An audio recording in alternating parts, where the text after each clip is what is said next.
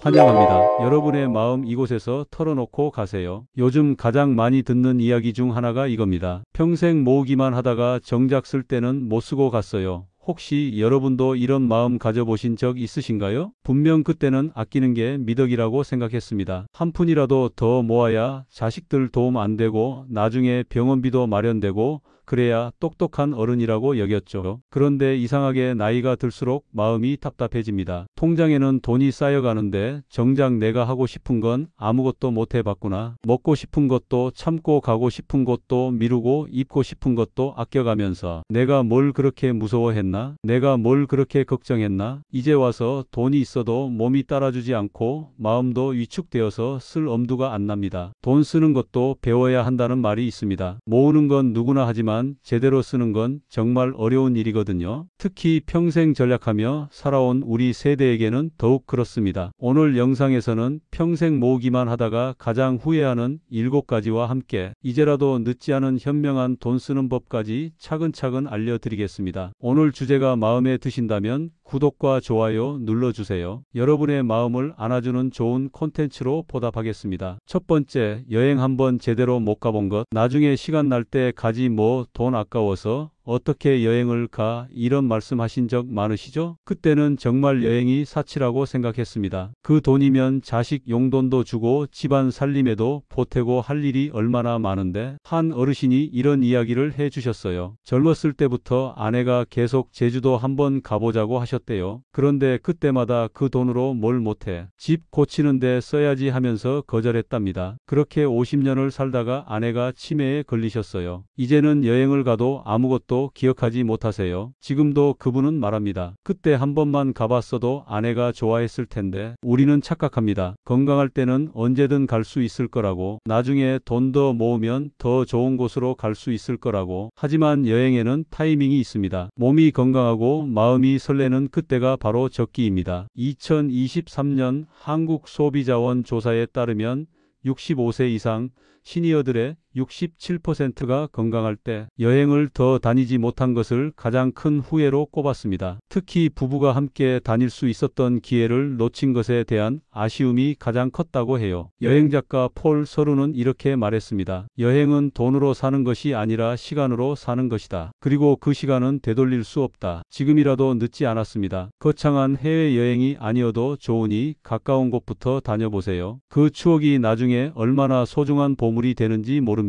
두 번째, 좋은 음식 한번 제대로 안 먹어본 것. 그 돈이면 집에서 몇 끼 먹지 밖에서 먹으면 비싸기만 하고, 이런 생각으로 평생 살아오신 분들 많으시죠? 맛있다는 식당 가자고 해도 집밥이 제일이야 하시면서. 그런데 나이 들어서 입맛도 없어지고 소화도 안 되기 시작하면 그때야 깨닫게 됩니다. 아, 그때 한 번이라도 제대로 먹어볼 걸. 젊었을 때 혀가 살아있을 때 말이야. 한 할머니는 이런 고백을 하셨어요. 평생 외식 한번 제대로 안 해봤어요. 항상 돈 아깝다고 집에서만 먹었는데 이제 와서 뭘 먹어도 맛이 없어요. 그때 좀 먹어볼 걸 그랬어요. 우리 세대는 배고픔을 겪고 자란 세대입니다. 그래서 음식을 아껴 먹는 게 몸에 배어 있어요. 하지만 이제는 시대가 달라졌습니다. 가끔은 좋은 음식으로 자신을 위로하는 것도 필요해요. 음식은 단순히 배를 채우는 게 아닙니다. 추억을 만들고 기분을 좋게 하고 삶의 활력을 주는 거예요. 특히 나이 들수록 식사가 하루 중 가장 큰 기쁨이 되거든요. 영양학 박사 마리온 네슬은 이렇게 말했습니다. 좋은 음식은 몸에 영향을 주지만 맛있는 음식은 마음에 영향을 준다. 노년기에는 마음의 영향이 더 중요하다. 이제라도 가끔은 좋은 식당에 가보세요. 평소 먹어보지 못한 음식도 도전해 보시고요. 그 작은 사치가 삶을 얼마나 풍요롭게 만드는지 느끼실 수 있을 거예요. 세 번째, 옷도 아껴 입다가 새 옷 한 번 못 입고 간 것. 옷장을 열어보면 몇 년 된 옷들만 가득하시죠? 아직 입을 만에 새 옷 사면 언제 다 입어 이러면서 계속 미루고 계시는 거 아닌가요? 특히 우리 어머니들은 새 옷보다는 자식 옷 사주는 게 우선이었잖아요. 본인은 몇 년씩 같은 옷 입으면서도 아이들 옷은 꼬박꼬박 사주시고 그게 엄마의 사랑이라고 생각했어요. 하지만 이제는 달라져야 합니다. 자식들도 다 컸고 이제는 본인을 위해 써야 할 때예요. 새 옷 하나 입는다고 집안이 망하지 않거든요. 한 어르신의 이야기입니다. 죽은 아내 옷장을 정리하는데 가격표 달린 새 옷이 몇 벌 나왔어요. 있었어요. 언제 샀는지도 모르겠고 한 번도 안 입은 옷들이더라고요. 그때 정말 마음이 아팠어요. 새 옷을 입으면 기분이 달라집니다. 거울을 볼 때도 당당해지고 외출할 때도 자신감이 생겨요. 그런 작은 변화가 삶의 질을 크게 바꿔놓거든요. 패션 심리학자 카렌 파이는 이렇게 말했습니다. 옷은 단순한 천이 아니라 자존감의 표현이다. 특히 노년기에는 옷이 삶의 의욕과 직결된다. 지금이라도 새 옷 한 벌 사보세요. 색깔도 밝은 걸로 골라보시고요. 그 옷을 입고 거울을 보시면 얼마나 기분이 좋아지는지 느끼실 수 있을 거예요. 네 번째, 자식들에게 용돈도 제대로 못 준 것. 우리는 어려웠으니까 이해해. 자식들도 사정을 알겠지, 이런 마음으로 자식들에게 용돈 한 번 제대로 못 주신 분들 많으시죠? 주고 싶은 마음은 굴뚝 같았지만 통장 잔고가 늘 걱정이었어요. 그런데 나이 들어서 돌아보니까 후회가 됩니다. 그때 조금이라도 더 주지 그랬나? 자식들이 힘들어할 때 도움이나 됐으면 좋았을 텐데. 한 아버지가 이런 말씀을 하셨어요. 아들이 결혼할 때 축의금도 제대로 못 줬어요. 마음은 굴뚝 같았는데 형편이 안 되더라고요. 지금 생각해보니까 그때 조금 무리해서라도 줄 걸 그랬어요. 부모는 주고 싶어 하고 자식은 받고 싶어 합니다. 하지만 우리는 너무 조심스러워해요. 나중에 내가 힘들어질까봐 걱정이 앞서거든요. 하지만 적당한 도움은 부모와 자식 모두에게 좋습니다. 자식은 부모의 사랑을 느끼고 부모는 자식에게 도움이 된다는 뿌듯함을 느낄 수 있어요. 가족관계 전문가 존 로즈몬드는 이렇게 말했습니다. 부모의 적절한 지원은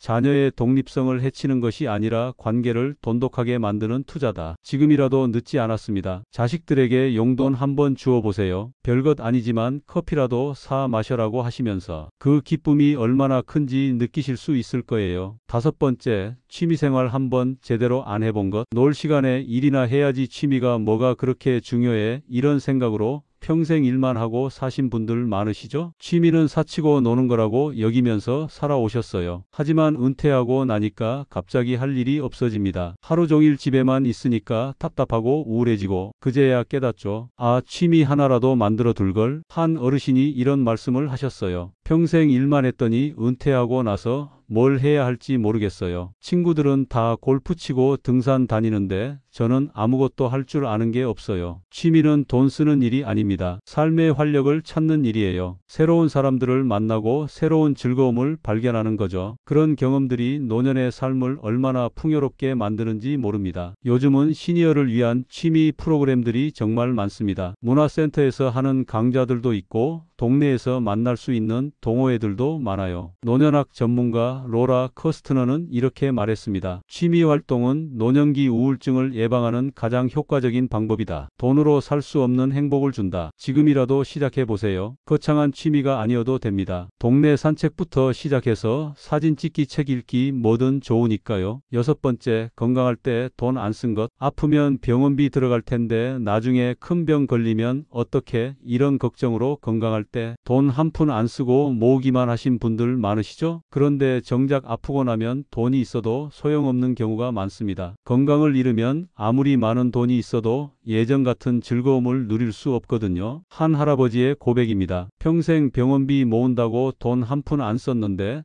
정작 중풍 걸리고 나니까 뭘 해도 재미없어요. 그때 건강할 때 좀 쓸 걸 그랬어요. 건강할 때의 100만 원과 아플 때의 100만 원은 가치가 전혀 다릅니다. 건강할 때는 그 돈으로 여행도 가고 맛있는 것도 먹고 즐거운 경험을 할 수 있어요. 하지만 아프면 그냥 치료비일 뿐이죠. 물론 병원비를 대비하는 것도 중요합니다. 하지만 모든 돈을 미래의 불안을 위해서만 모아두는 건 현명하지 않아요. 건강할 때 적당히 쓰면서 즐기는 것도 필요합니다. 예방의학 전문의 딘 오니시는 이렇게 말했습니다. 건강한 삶의 핵심은 균형이다. 미래를 대비하되 현재를 포기하지 말아야 한다. 건강검진은 꼬박꼬박 받으시면서 건강할 때는 돈을 적절히 쓰면서 즐기세요. 그게 진짜 현명한 건강관리입니다. 일곱 번째, 배우자와 추억 만들기에 인색했던 것. 부부가 뭘 그렇게 요란스럽게 해 오래 살았는데 이제 와서 뭘 이런 마음으로 배우자와 특별한 시간 보내는 일에 돈 쓰기를 아까워하신 분들 많으시죠? 결혼기념일에도 뭘 그런 걸 챙겨 하시고 생일에도 나이 먹는 게 뭐가 좋다고 하시면서 넘어가곤 했어요. 그게 검소한 부부의 미덕이라고 생각했거든요. 하지만 나이 들수록 함께할 시간이 얼마 남지 않았다는 걸 깨닫게 됩니다. 그때야 후회하죠. 그때 좀 더 특별하게 해줄 걸, 좀 더 많은 추억을 만들어 둘 걸. 한 할머니의 이야기입니다. 할아버지가 살아계실 때 단 한 번도 기념일을 제대로 챙긴 적이 없어요. 돈 아깝다고 그냥 넘어갔는데 지금 생각해 보니까 그런 추억이 하나도 없어요. 부부가 함께 만드는 추억은 돈으로 살 수 없는 소중한 자산입니다. 나중에 혼자 남았을 때 그 추억들이 얼마나 큰 위로가 되는지 모르거든요. 거창할 필요 없습니다. 좋은 식당에서 식사 한번 하는 것, 작은 선물 하나 주고받는 것, 사진 한 장 찍는 것, 그런 소소한 것들이 모여서 평생의 보물이 됩니다. 부부관계 전문가 존 가트먼은 이렇게 말했습니다. 행복한 부부는 특별한 순간을 만들기 위해 투자한다. 그 투자는 관계의 은행 계좌에 저축되는 것이다. 지금이라도 늦지 않았습니다. 배우자와 특별한 시간을 보내보세요. 그 순간순간이 얼마나 소중한 추억이 되는지 느끼실 수 있을 거예요. 그렇다면 이제라도 늦지 않은 현명한 돈 쓰는 법은 무엇일까요? 첫 번째, 통장을 3개로 나누세요. 생활비 통장, 비상금 통장, 그리고 즐기기 통장. 이렇게 3개로 나누어서 관리하세요. 즐기기 통장에 돈은 죄책감 없이 쓰는 겁니다. 미리 정해둔 금액이니까 마음 편히 쓸 수 있어요. 두 번째, 한 달에 하나씩 작은 사치를 해보세요. 거창한 게 아니어도 됩니다. 평소보다 조금 비싼 과일 사 먹기, 새 옷 한 벌 사기, 좋은 식당에서 식사하기. 이런 작은 사치들이 삶의 질을 크게 높여줍니다. 세 번째, 건강할 때 하고 싶은 일은 미루지 마세요. 여행 가고 싶으면 지금 가세요. 뭔가 배우고 싶으면 지금 시작하세요. 나중은 없습니다. 건강할 때가 바로 적기예요. 네 번째, 자식들과 함께 돈을 쓰는 경험을 만드세요. 가족 여행, 가족 식사, 작은 선물 주고받기. 이런 경험들이 나중에 가장 소중한 추억이 됩니다. 돈으로 사는 게 아니라 관계로 사는 거예요. 다섯 번째, 돈 쓰는 연습을 하세요. 평생 아끼기만 했으면 갑자기 쓰기 어려워요. 작은 것부터 시작해서 점점 늘려가세요. 죄책감 갖지 마시고 당당하게 쓰시면 됩니다. 어쩌면 우리 모두 너무 많이 참고 너무 많이 아끼면서 살아왔을 겁니다. 미래가 걱정되어서 현재를 포기하고 자식이 걱정되어서 나를 뒷전으로 밀어두고, 하지만 이제는 달라져야 합니다. 적당히 쓰면서 적당히 즐기면서 나를 위한 시간도 갖고 배우자와의 추억도 만들고. 그렇다고 막 쓰라는 게 아닙니다. 현명하게 계획적으로 의미 있게 쓰는 거예요. 그런 돈 쓰기가 나중에 가장 값진 투자가 됩니다. 돈은 모으는 것도 중요하지만 제때 쓰는 것도 중요합니다. 그리고 그 제때가 바로 지금입니다. 그동안 참 많이 애쓰셨습니다. 이제는 조금 더 너그러운 마음으로 본인을 위해서도 써보세요. 오늘 영상을 보며 여러분은 어떤 생각이 드셨나요? 여러분의 돈 쓰기 경험이나 고민을 댓글로 나눠주세요. 여러분의 이야기가 누군가에게 큰 위로와 깨달음이 될 것입니다. 오늘도 끝까지 시청해주신 여러분께 깊은 감사를 드립니다. 오늘 영상이 도움이 되셨다면 소중한 분들께 공유해 주시고 구독과 좋아요로 저를 응원해 주세요. 여러분과의 소중한 연결이 저에게 큰 힘이 됩니다. 오늘도 행복한 하루 되세요.